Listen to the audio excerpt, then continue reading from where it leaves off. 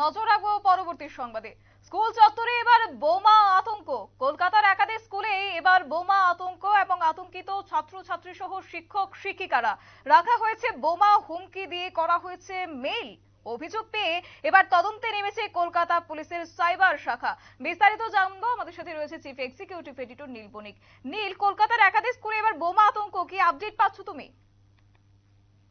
কলকাতার একাধিক স্কুলে গতকাল আতঙ্ক ছড়ায় এবং সেখানে কলকাতা যে স্কুলগুলি, সেই একাধিক স্কুলে এবং নামজাদা ইংলিশ মিডিয়াম থেকে আরম্ভ করে নামজাদা বেঙ্গলি মিডিয়াম স্কুলগুলিকে মেল করে কেউ বা তারা বোমাতঙ্কের হুমকি মেল পাঠায়।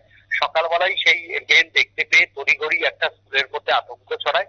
তারপরেই প্রত্যেকটি স্কুলই তারা যেই থানার অন্তর্গত সেই থানাতে খবর দেয়। কিছু কিছু জায়গায় পুলিশে এসে পৌঁছায়, কিন্তু অনেক জায়গাতেই তারা বুঝতে পারে যে এটা হুমকি মেল। এই ধরনের হুমকি মেলকে কেন্দ্র করে কলকাতার বিভিন্ন স্কুলগুলিতে কিন্তু একটা চোরা আতঙ্ক তৈরি হয়। কারণ স্কুলগুলিতে সে বাচ্চারা আসে এবং এই সময় ভোট চলছে, সেই সময় যদি একটা বোমাতঙ্কের আতঙ্ক হয় তাহলে আর বলার অপেক্ষা রাখে না অভিভাবক অভিভাবিকাদের ঠিক মনের পরিস্থিতি কি হয়। তবে এমন কোনো বিষয় ছিল না, পুরোটাই হুমকি মেল। কেউ হয়তো অন্য কোনো উদ্দেশ্য নিয়ে এরকম একটা হুমকি মেল করেছে। কলকাতা পুলিশ তৎপরতার সাথেই বিষয়টি দেখছে এবং ইতিমধ্যেই বিভিন্ন স্কুলের থেকে অভিযোগ পেয়ে তদন্তে নেমেছে কলকাতা পুলিশের সাইবার সেল এবং তারা বিষয়টিকে তদন্ত করে দেখছে যে কে বা কারা এই হুমকি মেল পাঠালো এবং এই হুমকি মেলের পেছনে অভিযুক্তদের কি কারণ রয়েছে সেটা যেমন কলকাতা পুলিশ তদন্ত করছে, তেমনি অভিযুক্তদের দ্রুত গ্রেপ্তার করতে কলকাতা পুলিশ কিন্তু বদ্ধপরিকর। কারণ কলকাতা স্কুলে এইভাবে এতগুলি স্কুলে এরকম হুমকি মেল আগে কিন্তু কখনোই ঘটেনি।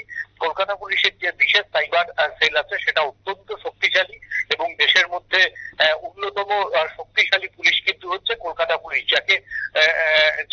যার নাম গোটা বিশ্বের দরবারে কিন্তু কলকাতা পুলিশের বিশেষ করে গোয়েন্দা বিভাগের নাম কিন্তু একটা সমাদৃত। প্রোগার্ডসের মতো গোয়েন্দারাও কিন্তু এই কলকাতা পুলিশে কাজ করেছে। সেই জায়গা থেকে কলকাতা পুলিশ চাইবে দ্রুত অভিযুক্তদের গ্রেপ্তার করতে এবং ইতিমধ্যেই কলকাতা পুলিশ যেখান থেকে মেল এসেছিল সেটা ট্র্যাক করে ফেলেছে। এবার হয়তো অভিযুক্তকে দু একদিনের মধ্যেই কলকাতা পুলিশের বিশেষ যে সাইবার সেলের আধিকারিকরা তারা গ্রেপ্তার করবে।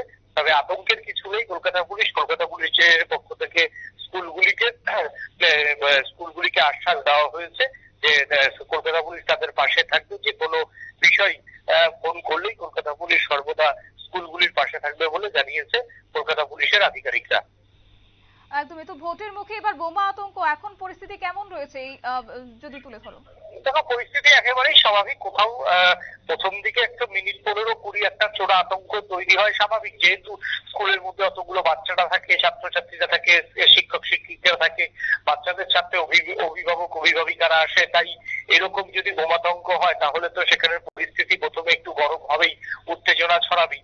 কিন্তু যখনই বোঝা গেছে না এটা নেহাতি নিছকই এটা একটা ফালতু ঘটনা বা নিছকই এটা একটা হুমকি এই বিষয়, তখন কিন্তু সেইভাবে আর এভাবে তো কলকাতা পুলিশ বিষয়টাকে দেখছে, গুরুত্ব সহ তদন্ত করছে। এর আগে আমরা দেখেছিলাম মহারাষ্ট্র, দিল্লি সহ বিভিন্ন একাধিক স্কুলে এইরকম হুমকি ফোন বা হুমকি মেল আসে, কিন্তু কলকাতা পুলিশের কাছে এইরকম তো কখনো এরকম আসেনি। মাঝে মধ্যে যেহেতু ভোট চলছে তাই একটু বাড়তি কলকাতার মধ্যে উত্তাপ রয়েছে, কারণ কলকাতার ভোট মানেই হচ্ছে একদম টান টান উত্তেজনা। সেখানে একটা শাসক বিরোধী মুখোমুখি সংঘর্ষ হয়। সেই জায়গা থেকে ভোটের আগে যেহেতু এই হুমকি মেল এসছে তাতে তো একটু আতঙ্ক থাকবেই। তবে সেই আতঙ্ক দুপুরের পর পুরোটাই স্বাভাবিক হয়ে গেছে।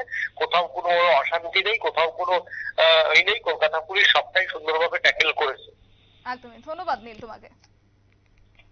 বিস্তারিত তুলে ধরলো আমাদের সাথে আমাদের চিফ এক্সিকিউটিভ এডিটর নীল বণিক। এবং রবিবার রাত 12টার পরই মেইল ঢুকতে শুরু করেছে স্কুলগুলির মেইল আইডিতে, এবং সেই মেইলে লেখা ছিল প্রত্যেক ক্লাসরুমে বোমা প্ল্যান্ট আছে। তবে গোটা বিষয় সম্পর্কে ইতিমধ্যেই তদন্তে নেমেছে কলকাতা পুলিশের সাইবার শাখা।